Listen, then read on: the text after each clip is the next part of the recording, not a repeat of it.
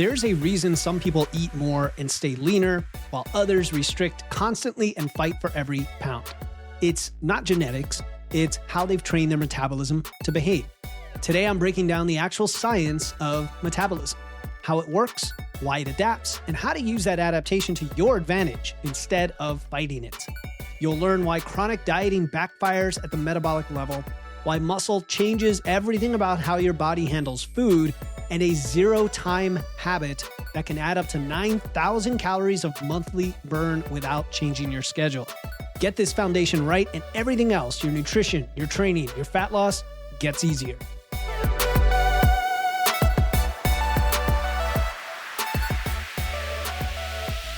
Welcome to Wits and Weights, the show that helps you build a strong, healthy physique using evidence, engineering, and efficiency. I'm your host, certified nutrition coach, Philip Pape, and the founder of the Fitness Lab app. And this episode comes out at the beginning of the year. So if you are setting goals this year around body composition, fat loss, building muscle, getting stronger, maybe you're over 40, this is where we start, not with a specific diet or with a training program, but with understanding the basics, how your body actually works, Metabolism 101. Here's the problem. Most people are not failing at this because they don't understand the basic information like energy balance and calories. They're failing usually because they don't understand how their body is adapting and working within that system, right? The personalized approach to this and how the metabolism changes. Because at the end of the day, all the other issues around diets and hormones and training and everything else often come down to just understanding how your body handles nutrients and nutrition and calories to get it to do what you're trying to do. And so if you treat metabolism as static, as one directional, as something fixed, which I hear all the time in people's language, they'll say, well, I calculated my metabolism last year and it says I burned 1,650 calories, as if that's the end of the story. And it's not. It literally changes every single day. And a lot of people also think it's outside their control. And so when you're shocked because eating less and moving more doesn't work, you think that you're, broken or it doesn't work for you, or there's something else happening with hormones that's exotic or requires some optimization or supplement. And then it gets really frustrated because you're trying to chase that and it still doesn't necessarily fix the problem. And there's a lot of people in the fitness industry selling you on those kinds of problems right off the bat, instead of the boring basics and understanding the model. So I want to replace that broken model with a more accurate one that gives you more clarity, that gives you more confidence. And so we're going to step it back. I know you've probably listened to this or watched the show for a while, or maybe you haven't. Maybe this is the very first episode you're ever listening to. Either way, we're going to go over the basics. We're going to cover the four components of energy expenditure, aka your metabolism. Some nuanced differences there, but that's basically what it is. And why the old way of thinking about them doesn't hold today, right? We're going to make a little more nuanced approach to this. We're going to talk about why your body compensates when you diet. We're going to talk about the research on metabolic adaptation and get into the more valuable aspects about muscle beyond aesthetics related to the metabolism. And stick around to the very end of this episode because I'm going to share a zero-time habit that can add up to 9,000 calories of monthly burn to your metabolism. You're probably already doing this thing, but maybe doing it inefficiently. And it takes about 30 seconds to explain. You can start doing this today or tomorrow. So stick around to the end of the episode for that. All right, let's get into it and start with what the heck metabolism actually is, because the word metabolism gets thrown around a lot. Most people don't know what it means.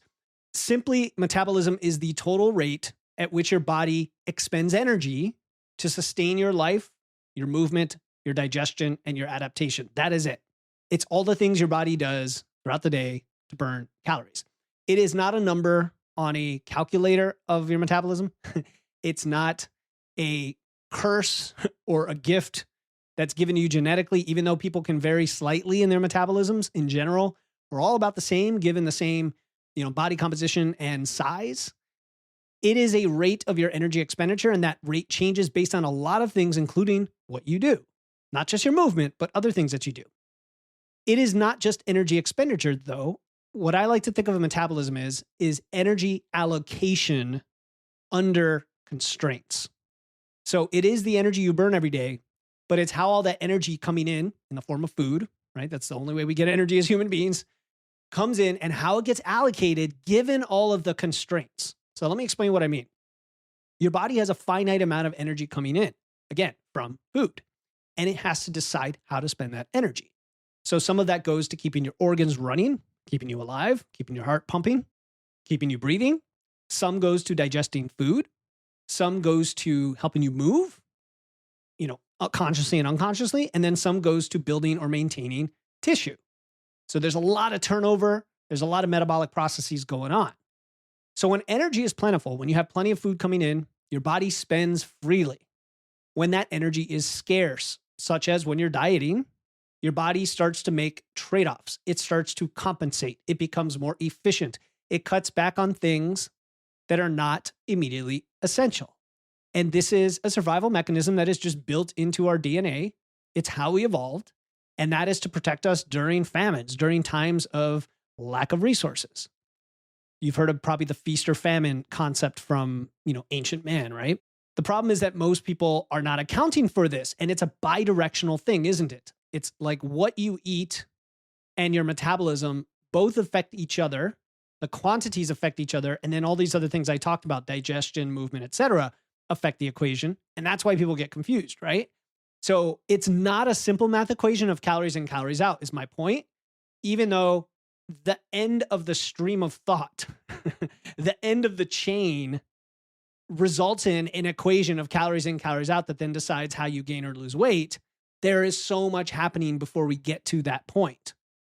Okay. And that is the important thing. So it's not just calories in, calories out, only because as humans, we have control over many other things that lead to that. But then it is calories in, calories out at the end of the day, right? So it's yes and. So if we understand this, it changes how you approach things like fat loss and muscle building. And it explains why you can be doing a lot of what you think is the right stuff, but still hit a plateau. It explains why some people seem to eat more and stay leaner. And it gives you some leverage to control the process instead of just hoping, right? Hope is not a strategy, as they say. So let's break down these components. The 4 components of TDEE, which is total daily energy expenditure.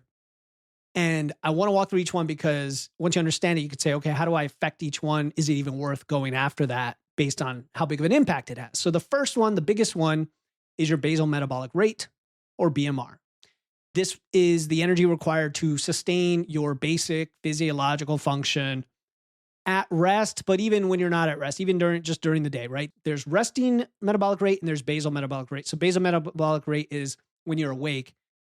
That's it, just to simplify it. So we're talking about your organ function, your protein turnover, maintaining your cell membranes, like all the technical fancy stuff that keeps you alive that you don't have to think about, even if you just lay in bed all day. So the BMR is largely influenced by your fat-free mass. Okay, that's your body composition. So the amount of muscle you have and the amount of fat you have. The more of the muscle you have, which is metabolically the most active metabolic tissue, the higher your BMR. And BMR usually represents around 2/3 of your total calories, but that percentage of calories can change based on the proportion of the other stuff too. Going back to body composition, this is one reason why building muscle matters. Very important. We're going to come back to that. And the other important thing here is that BMR is not fixed. It does on average stay the same from your 20s to your 60s on average, but it adapts downward during energy restrictions such as dieting. It adapts upward when you have more lean mass and also more energy available. So if you bulk, if you go into a calorie surplus, you'll see it go up. If you diet, you'll see it go down. So that's one way that it changes independent of the other aspects of what you're doing. So your body's always calibrating due to what we talked about before, this compensation effect. So that's the first component. The second component of your metabolism is the TEF, or thermic effect of food. This is the cost, the energy cost, like the amount of calories burned, digesting, absorbing, assimilating the nutrients that you consume. So roughly speaking, protein has the highest TEF. It's about 20 to 30% of the calories that you eat from protein go toward processing that protein. Carbs are a moderate level, maybe 5 to 10%, and fat is lowest, around 0 to 3%. And this is a reason why high protein diets have a little bit of an edge, right? It's not a huge edge, like let's not overblow it, but you are actually burning more calories just by eating protein compared to the same calories from carbs or fat, especially fat. So I've seen people go from like a low carb, high fat keto style diet to a much higher protein diet. And without any other changes, their expenditure rises and they can eat more food or they can lose fat more easily. So this is one of the reasons protein can be very helpful. TEF also, like BMR, declines when your intake declines, okay? Because you're eating less, you're in a diet. That means you are more efficient at extracting energy from food and you're not eating as much. So that's essentially another compensation mechanism. You're going to notice that all the components of your metabolism, all four, tend to drop when we're dieting, either due to our own actions or unconsciously because of what's happening with our body. The third component is EAT, exercise activity thermogenesis. And that's the energy you burn during intentional exercise, which is just anything that you plan in, like your training session, any sort of workouts, any sort of cardio or sports. There's a debate whether walking fits in this category. I tend to put walking in the final category we're going to talk about in a second. But EAT, exercise activity thermogenesis, it varies a lot between people, of course, because some people do exercise, some people don't, some people exercise a lot. And it is also highly sensitive to these efficiency gains or losses over time. Because, for example, the more you do the same type of exercise, the better your body gets at it. And that can actually be a quote unquote bad thing when you're trying to burn calories because it'll burn fewer calories. It is great for performance though, because the body adapts and gets really good at something, right? And it doesn't mean you should constantly change your exercise to make up for this, but it does lead to some interesting tips. Like if you're going to do different cardio sessions, maybe rotate between modalities because you might be less efficient and thus burn a few more calories. These honestly aren't the places where I'm looking to leverage our metabolism the most, but they're interesting. The fourth component is probably my favorite because it's probably the one you have the most control over short term, and that is NEAT, non-exercise activity thermogenesis. And this is everything else we didn't talk about. So this is your posture, your fidgeting. This is walking around, your chores, your daily tasks. And again, some people argue that walking fits under EAT, but I think walking it's something we do all day. We do naturally, we do it unconsciously, we do it just to live, we walk. So there's a logical reason to include it in this category. It also doesn't have the same stressful, intense, potentially negative effects of exercise that are possible with, cardio, for example. And NEAT, therefore, is all the spontaneous, unplanned movement throughout the day, plus your deliberate walking, in my opinion. It's also massively underrated because it can vary by not only hundreds, but thousands of calories. I mean, there's a study, I don't have the details here. Brandon and Cruz is good at bringing this one up, where like they compared sedentary people in terms of their jobs. They were sedentary or like a shop clerk and then manual laborers. And there was like a 2,000 calorie difference in NEAT between the two extreme groups. It's like an 800 calorie jump and then a 1,200 calorie jump to the manual laborers. And that's just from their job, like how much they move throughout the day, right? And it's low grade movement. So your NEAT can vary a lot just based on your lifestyle. If you tend to be active, if you tend to move around and walk around and go for those walks. It's also extremely sensitive to your energy intake, to your fatigue, to your biofeedback, like your stress, your sleep, your training load. People don't realize this, but this is the first place your body compensates during a diet because it happens pretty quickly. You might not even notice it. You just move less, you fidget less, you stand instead of pace, you take the elevator instead of the stairs. You might feel a little bit lethargic at times, tired at times, just move less. Even if you are tracking steps and trying to keep that step count up, there's other areas where you just don't notice it and it adds up. So the traditional model then combines all of these components, right? Your TDEE, your total daily energy expenditure, is your BMR, plus your thermic effect of food, plus your exercise activity thermogenesis, plus your non-exercise activity thermogenesis. And each component adds up independently, I'll say, in the traditional model. You increase your activity, you increase your expenditure. And I'll say that model works in a short-term capacity and it works within reasonable levels, but it sometimes ignores biological compensation, such as when we talk about the constrained energy model, like the work from Herman Poncer at Duke. I know Eric Trexler's working with him now on this stuff, where we see that your expenditure is regulated within a range where the more you do, for example, the more cardio you do, but up to a pretty large amount, not, like I said, not a reasonable amount, your body will start to overcompensate and the amount of extra calorie burn gets less and less. It's not that there's a wall or a threshold or a cutoff where beyond that, your body's just not going to burn more calories. It doesn't work that way. Essentially, I think what we're seeing is the more you do, the more you burn, and then it starts to become diminishing returns. That's like a nuanced way to explain it. And we see cross-cultural comparisons. We see hunter-gatherer populations like the Hadza compared to Western populations where their activity levels are very different, right? Like we're very sedentary over here and they're moving around all day.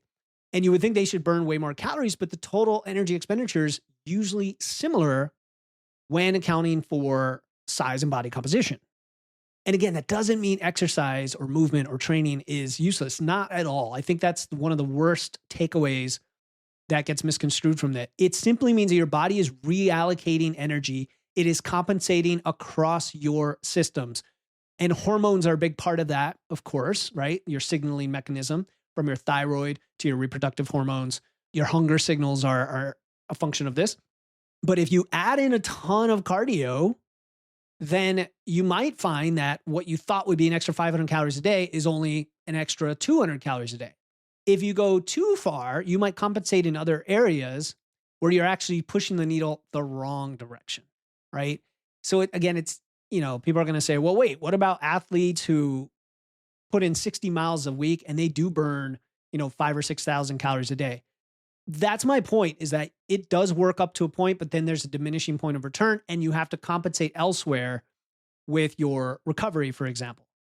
So constrained doesn't mean fixed. It just means flexible within bounds and adaptive, and it responds to these chronic signals as opposed to just like one-offs. And so we shouldn't think in terms of one-offs, right? So you can see this usually if you start a new exercise program where if you're tracking your expenditure, you might burn more calories right off the bat in the first few days or weeks, as well as we can calculate this, like something like macro factor can help us do this. Or if you're tracking your weight and your food meticulously to see how this changes.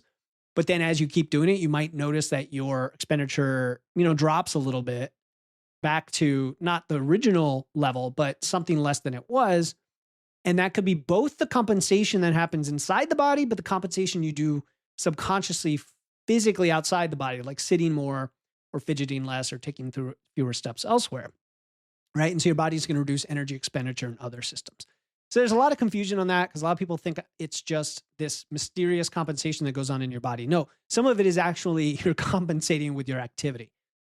So it's not fixed. I think that's the whole point. And it also explains why some people feel like they're doing more and more and not seeing the results. And that's just biology. And once you understand it, you can work with it. So this is the big reframe from Metabolism 101 today, is that it's not just these 4 components added together and you can move each one up and down independently.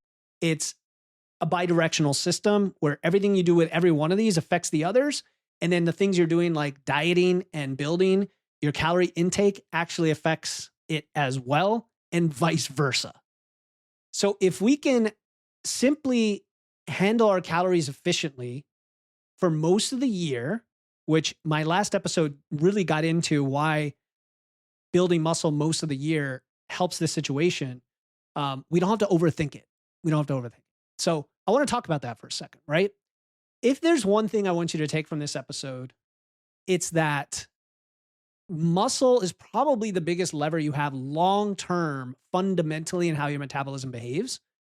And there's a lot of reasons for this. So we're going to just break them down, right? Structurally, muscle increases your basal metabolic rate. More fat-free mass means more energy required at rest because of how active the tissue is. It's about 6 to 9 extra calories a pound. And I kind of beat this to death in the past, but it's worth mentioning again that the calories burned from having more muscle is more of a cascade. It's not just the tissue itself, but it's also the fact that you're usually carrying around more body weight.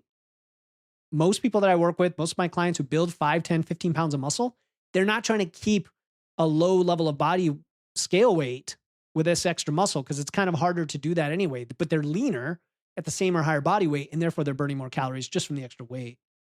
You also burn more calories because the way you train, and you train really hard, and you're always in that anabolic state, that muscle growth state. So all of that tends to burn more calories than you think. And then your body has to feed those calories. Okay. So that's the food side. Muscle also increases your glycogen storage. Glycogen is the stored carbohydrate that's your body's preferred fuel for intense activity, which includes training and cardio, really anything glycolytic, we call it. More muscle means more storage space for those carbs, which means you could eat more carbs without them spilling over into fat storage because you're using them more efficiently, right? When we talk about nutrient partitioning, that's what we mean. So muscle is massively helpful in that capacity, and that affects your metabolism as well. It affects how efficient everything is. And then related to this metabolically, muscle improves your insulin sensitivity. When you have more muscle, your body does a much better job of shuttling glucose from your blood into your cells.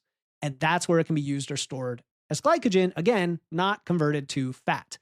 At the end of the day, this does come down to energy balance. If you have too much energy coming in, you're still going to store fat because you just have too much to use. You're not going to be able to use all that glucose. But there's a nice window here where it's highly beneficial. And that window usually is around maintenance calories up into a small surplus. Small is a whole separate discussion. Definitely not like a dirty bulk. There's also cellular impacts of muscle with mitochondrial density, with the function of your mitochondria, right? Mitochondria, the powerhouse of the cell, which uses ATP. It means better oxidative capacity, where you become better at using fat for fuel. So now you're using carbs and fat for fuel just better. Systemically, we talked about this on the last episode, muscle releases myokines. These are signaling molecules that influence your liver, your fat, adipose tissue, even your brain. It improves appetite regulation, right? We all want to have better appetites. Well, guess what? More muscle, you're going to just feel like eating better food and have less cravings and feel like eating less quote unquote junk food in general when you have more muscle. It also improves nutrient partitioning, which is where the food actually goes, right? So muscle is hugely beneficial across the board when it comes to your metabolism, and it increases the range of calories your body can handle. I don't want to just repeat the last episode I dropped, but go listen to that if you want to deeper dive into this. All right. So I think the end result for your metabolism is that if you build enough muscle over several years, you're going to be burning several hundred more calories probably. And that just gives you a lot more flexibility for the long term. And you have a wider margin, right? You can eat more, you get more food flexibility. You only need to diet occasionally. We talked about it in the last episode, dieting less than 20% of the year, if that. And then when you do, you don't have to go as low with calories, etc. So this is why I love the muscle first strategies, because they reduce the need for prolonged dieting and building, you're building a body that requires a lot less effort to maintain long term.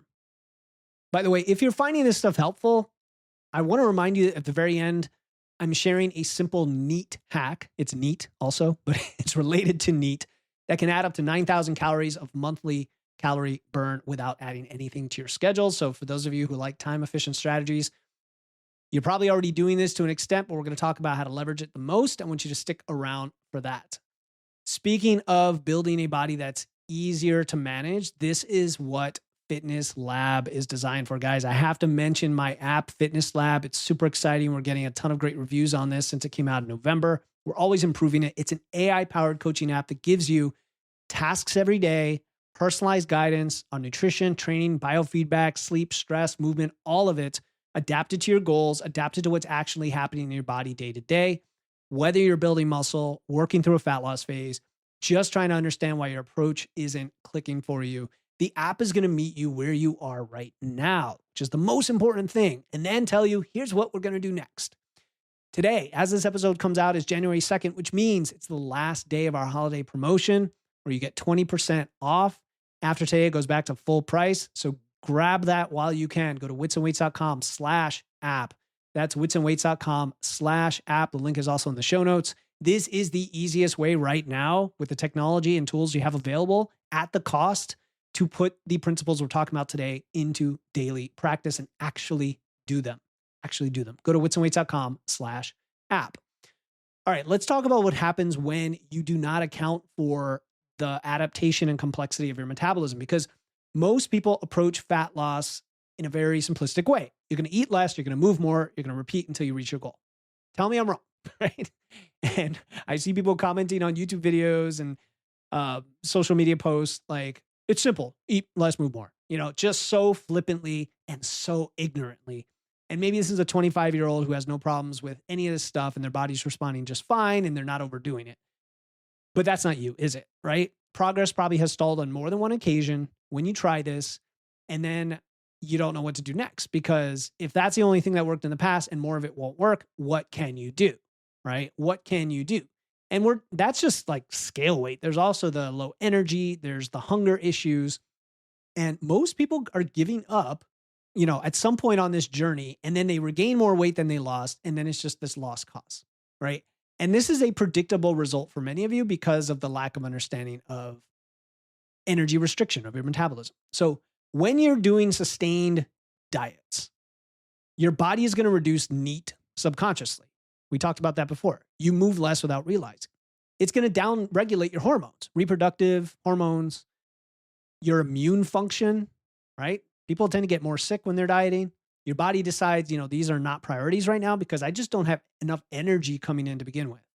Your thyroid hormone decreases. This is like your metabolic regulator. So then your metabolic rate slows down further. Your sympathetic nervous system output drops, right? You're a little bit more on edge. You feel a little sluggish at the same time and maybe less driven, more lethargic. It's kind of not a great combination. The efficiency of your movement goes up, oddly enough, meaning your body is going to learn to do the same things with less energy. And that's not what you want because you're trying to burn more calories. You're trying to lose fat here. And so all these mechanisms are your body keeping you alive with what it perceives as some sort of famine, right? That's low energy availability, energy restriction. And the math, therefore, by math, I mean calories in, calories out, does not stay constant. This is the big insight I'm asking a lot of you to understand, to refresh your mind on, is that your body's going to compensate in so many different ways that whatever calories you started with are not the same calories that get you into that calorie deficit 2 weeks later, 4 weeks later, 6 weeks later. It's going to constantly change, and it's going to change in almost unpredictable ways. So if you started in a 500 calorie deficit, but your body compensates by 400 calories, now you're only in a 100 calorie deficit, boom, that's exactly why you are seeing a big slowdown.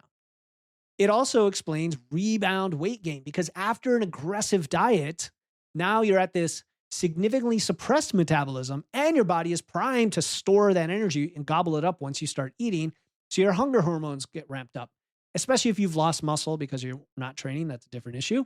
But you've got metabolism low, an increase in food intake that gets stored more efficiently because your body really wants it. And again, we don't like efficient in many of these conversations. We want to be inefficient. And so you get into this cycle and you think, okay, my metabolism never is going to be in a state where I could actually drop the weight or drop the pounds or whatever, what have you. And I'm speaking to people at all different sizes and different goals. But I mean, even you ladies who are like 120 pounds and you're like, I got to lose 5 more pounds. And it just never, ever, ever happens because you hit that wall constantly. That's probably what's going on. It's not that you can't, it's that there's a very strategic way to do it and everything has to be really dialed in. What you have to do here is reverse these adaptations first. Restore your energy availability, rebuild your muscle, reduce your chronic stress, allow your metabolic system to re-expand, allow that pie chart of metabolism to get bigger again. And I know the fear is real but I don't want to lose, I don't want to gain weight. I don't want to gain weight. I just got a message from someone on Instagram who listens to the show. And she's like, I'm stalled with my lifts. I can't get more reps or weight, but I also know I'm probably not eating enough, but I fear gaining weight. And it's kind of that combination that I think a lot of you are in right now of, you need to eat more, but you feel gaining weight. And I'm not talking about people who've already gone through this process. They're already at maintenance calories. And then some 25-year-old influencers like, oh, you just need to eat more to lose weight. No, I'm not talking about that. I'm talking about fueling yourself and recovering so that you could build the muscle and strength and come back stronger in a better position to lose fat from a metabolically healthy standpoint. Not, I'm going to raise your metabolism by 100 calories so you could eat more in your fat loss phase. It's not that, okay? But this is why I'm an advocate for what I call recovery dieting. Well, not just me. I'm not the only one that calls it that, but I'm not a big fan of reverse dieting because that's guesswork. Recovery dieting is a strategic maintenance or building phase right after a period of restriction where you jump right to maintenance as quickly as you can because the best recovery is the fastest recovery, even a slight surplus to help restore that metabolic function versus trying to diet year round. because that is going to pay off much more long-term, even for fat loss, than constantly restricting. If you've been in a deficit for a long time, even 6 months, okay, your body has made significant adaptations to that. And I know this for a fact because pretty much every single client that I've helped track their data, they track their expenditure, I see it drop. My own expenditure drops 400 to 800 calories in a reasonably long but modest diet, right? It'll drop faster, but not as much in a short, aggressive diet. It'll drop less if it's a less aggressive, longer diet. In other words, it will pretty much drop the same for you, give or take, 50 calories or whatever, based on the aggressiveness. So it's a trade-off. And if you try to jump into another diet, which really just means push your restriction down further, that is just going to push the adaptations further. It's just going to fight back more and more. It's not like you can quote unquote fix it all in the middle of the diet. But if you spend several months eating at or above maintenance while training, that's going to help your metabolism recover, increase your NEAT, normalize your hormones, make your body more responsive. And then when you eventually need to diet again, it's going to work better because you're starting from a restored baseline. And again, it's not a magic pill of, I can eat way more food. It's that physiologically and psychologically, you're going to be able to now, push through a strategic dieting phase and actually get the result you're looking for rather than hitting yourself against a wall like you were before. And this is why body recomposition, losing fat, building muscle at the same time, is actually possible for a lot of people. It really is. Okay. Don't believe this idea that, only new lifters can do this. Only new lifters can do this. If you're giving your body the stimulus and the fuel, it's going to build muscle. And if it's around maintenance and not in too much big of a surplus, you're going to have to drop some fat. Anyway, where does this all leave us? All right. Most people are asking the question, how do I burn more calories? And I think that's the wrong question. I think that leads to trying to move the needle, either the wrong needle or do it in the wrong way through chronic cardio, metronomic cardio, through the extreme diets, through fighting all these compensations we talked about, trying to do somehow the opposite to compensate. Like, I'm just going to get a bigger step count. I think the better question is, how do I build my body in a way that it knows what to do with more calories? And just to steal a term from Brandon DeCruz and from the industry, it's energy flux. It's be able to eat more and move more, not eat less, move more to lose weight. It's eat more, move more, build a bigger metabolic capacity. That makes sense. So what this looks like in practice is, I'm sorry, but the boring fundamental basics. I'm going to be a broken record on this for the rest of the time this podcast exists because it's never going to change. These are principles. You've got to prioritize strength and muscle. Doesn't matter your age. You have to be resistance training. This is not optional. This is everything about your metabolism right there. Okay. Without it, you're operating in a tiny, narrow band. And the best you can do is these chronic diets that are just miserable and give you very little results anyway. They probably cause muscle loss. Just terrible. They don't have any benefit, right? So if you're jumping to a low carb or a keto or carnivore, and that's all you're doing, you're not lifting weights, you're not doing anything else, you're just going to be here again, wondering what to do. And I'm going to say, hey, are you resistance training? Are you doing it, 3, 4, 5 days a week, whatever makes sense for you, the right volume and frequency? Are you progressing over time? Because that's the most important thing. As far as the dieting side, we talked about this on the last episode. Fat loss phases should be strategic, time limited, and then followed by quickly recovering to maintenance or a slight building phase, right? Where you're doing that part of it like 80% of the year, 4-to-1 ratio, let's say, at minimum. Because if you're always in a deficit, you're always compensating, like we've talked about today. Being active, moving, taking the stairs, not sitting all day, when we talked about the differences in NEAT, that's where a lot of that variance lives. And then sleep and stress, because recovery is also where you adapt. I had a person reach out to me and thought that they might be doing too much exercise. I said, how much you're doing? She said, 4 to 5 hours a day. And I said, I don't even know, I have to know what you're doing to know that that's too much. Unless you're talking about going for a bunch of walks, which is not the case here, it's probably too much. Chronic sleep deprivation, high stress, all of these are going to slow things down. They're going to increase fat storage when you are gaining weight versus muscle, and they're going to cause extra compensation when you are trying to lose fat. So I want you to think in phases going forward. I want you to use what's called nutritional periodization. Build muscle when the conditions are right, cut when necessary, but get out. You maintain in between to solidify what you've got. And when you're maintaining and building, you're going to feel a lot better. You're going to eat more food. It's going to be more enjoyable, right? And kind of got to fight against that scale obsession and that, last 2 pounds obsession, because when you lean into those too much, you end up making the wrong decisions to actually solve the real root cause. When you lean into fuel and strength and muscle, you'll see that problem probably goes away on its own. You may not even have to have a fat loss phase. You'll get a little bit of recomp over time, right? So when you look at people who have a quote unquote fast metabolism, it's not genetics. They probably either have more muscle or they move more throughout the day. Maybe they have a busier job. Maybe they're not dieting all the time, right? And I'm not talking about, a 250-pound man versus a 150-pound woman. I'm talking about between two people of the same weight and body composition, okay? Well, chances are they don't have the same body composition if one burns more than the other. Probably one has more muscle. That was my point, right? And you can do that. You can do that. It just takes time. It takes time, guys. This is not a quick fix podcast here, all right?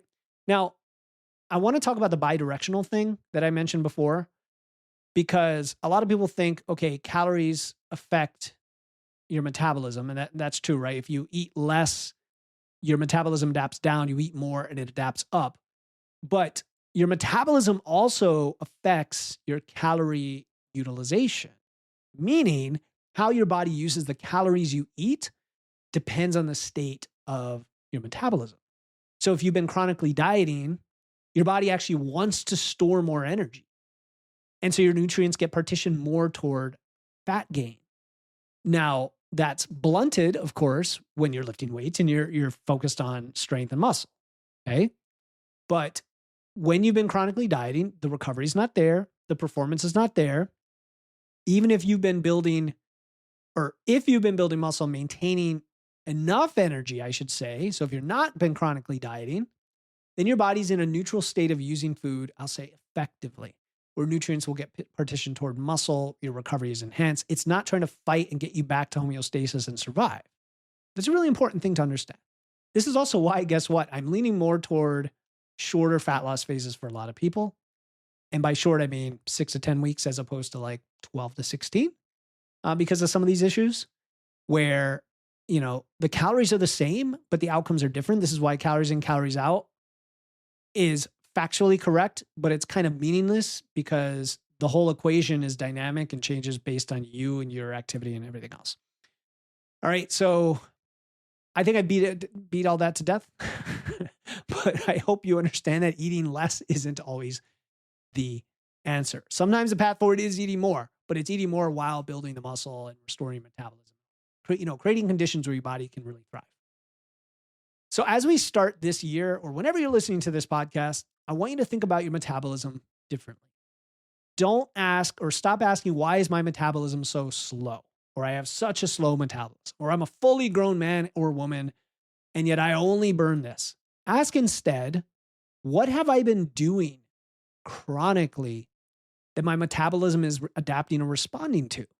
You may, I'm sorry to say, you may on average have a lower metabolism than somebody else genetically, but there's only some things you can control. And that's not one of them. What you can control is the leverage points that we talked about today, the inputs that will affect your system.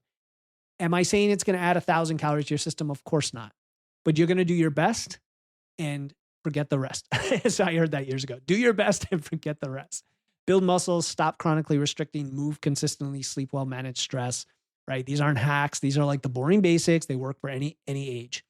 All right. So before I let you go, I promised you something at the beginning of this episode, a 0-time habit that adds up to 9,000 calories of monthly calorie burn without adding anything to your schedule. And I'm going to share that in a second. Before we do, if you want to put all of this into practice, muscle building, nutrition, daily guidance, that is what my app Fitness Lab is for. The app adapts to you, whatever you're doing, whatever exercise or training you do, whatever supplements you take, whatever your age, whatever your diet restrictions, it doesn't matter. It's going to tell you what to do next based on your data, your biofeedback, and your goals. You literally get up in the morning and it has created the new activities for the day based on overnight analysis of your data. And it says, here are the activities for today.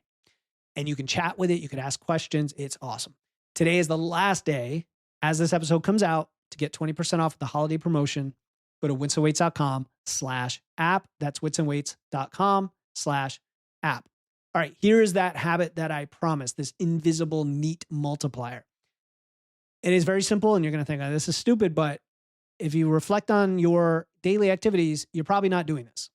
Every phone call, every Zoom meeting where you don't need to be on camera at your desk, every time you're scrolling social media, even every time you watch streaming on a handheld device, I want you to stand up and pace.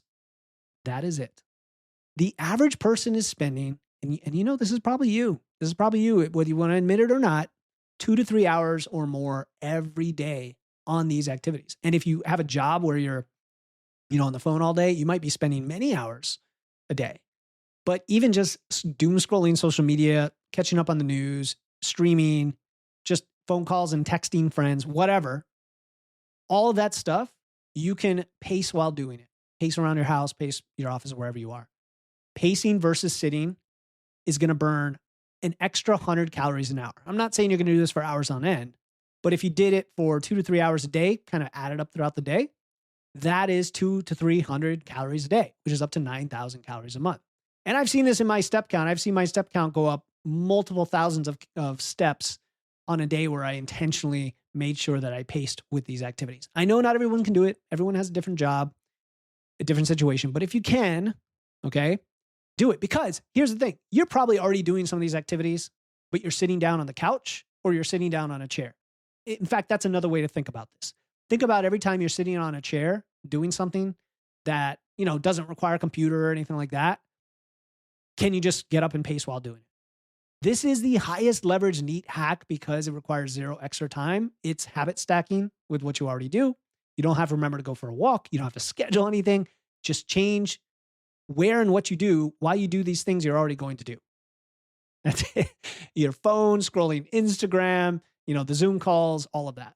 Because as I mentioned before, NEAT is the most manipulable part of your metabolism. And many of you are just sitting all day and not getting up. So tomorrow morning when the phone rings, stand up. When you're going to go check Instagram, stand up. That's it. That's whole habit. Start right there. All right, until next time, keep using your wits, lifting those weights, and remember, your metabolism works for you when you give it the right signals. I'm Philip Pape, and I'll talk to you next time here on the Wits and Weights podcast.